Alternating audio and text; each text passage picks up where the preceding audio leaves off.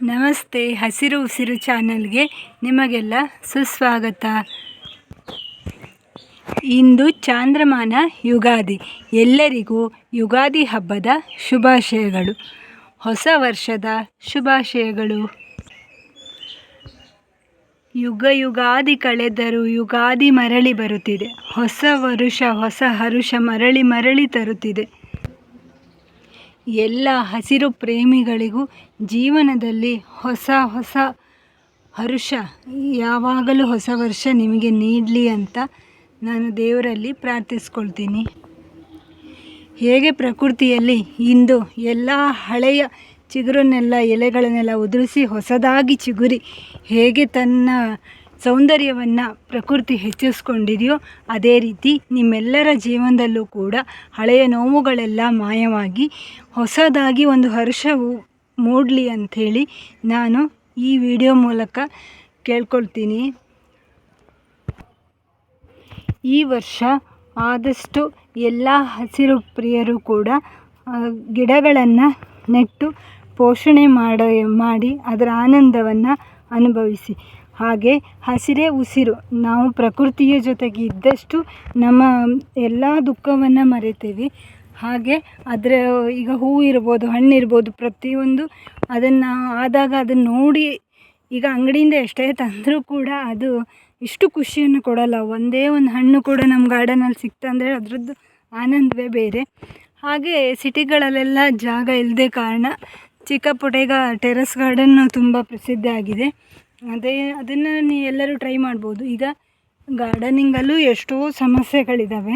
ಹಾಗೆ ಸಂತೋಷ ಮಾತ್ರ ಸಿಕ್ಕುವುದಿಲ್ಲ. ಯಾವುದೇ ಕೆಲಸ ಆದರೂ ಈ ಯುಗಾದಿಯ ಬೇವು ಬೆಲ್ಲದ ಹಾಗೆ ಸಿಹಿ ಮತ್ತು ಕಹಿ ಇದ್ದೇ ಇರುತ್ತೆ. ಹಾಗೆ ಗಾರ್ಡನಿಂಗಲ್ಲಿ ಕೂಡ ಕಹಿ ಇರುತ್ತೆ. ಆದರೆ ಅದನ್ನೆಲ್ಲ ಮೆಟ್ಟಿ ನಿಂತು ನಮ್ಮ ಪ್ರಯತ್ನ ಎಷ್ಟಿದೆಯೋ ಅಷ್ಟನ್ನು ನಾವೇನಾದರೂ ಇದನ್ನು ಮಾಡಿದ್ದು ಅಂತ ಹೇಳಿದ್ರೆ ಅವು ನಮಗೆ ಯಾವತ್ತೂ ನಿರಾಶೆ ಮಾಡೋದಿಲ್ಲ. ಈ ಗಿಡಗಳು ಯಾವತ್ತೂ ನಮ್ಮ ಶ್ರಮಕ್ಕೆ ತಕ್ಕ ಹಾಗೆ ಅವು ನಮಗೆ ಫಲವನ್ನು ಕೊಡ್ತವೆ. ನಾವೆಷ್ಟು ಶ್ರಮ ಪಡ್ತೀವೋ ಅಷ್ಟು ಅದರಿಂದ ಫಲ ಪಡಿಬೋದು. ಹಾಗೆ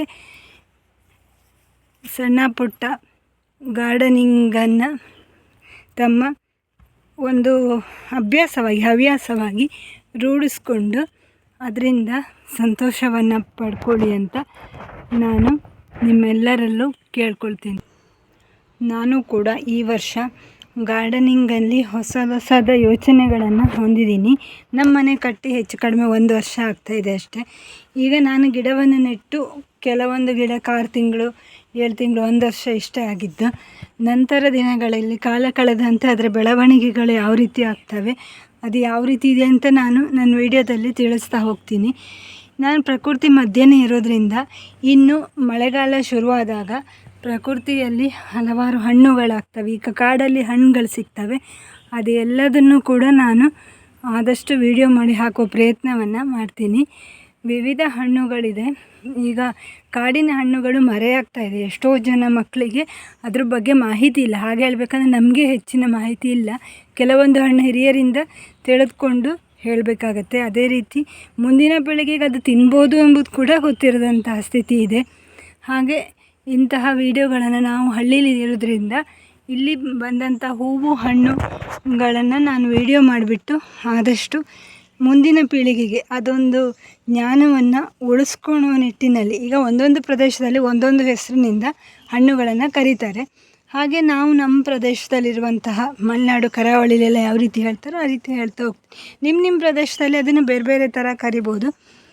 ಅದು ಹಣ್ಣು ಹೆಸರು ಯಾವುದೇ ಆದರೂ ಕೂಡ ಅದರ ರುಚಿ ಆಗಲಿ, ಅದರದ್ದೊಂದು ಉಪಯೋಗ ಎಲ್ಲ ಒಂದೇ ಥರ ಇರುತ್ತೆ.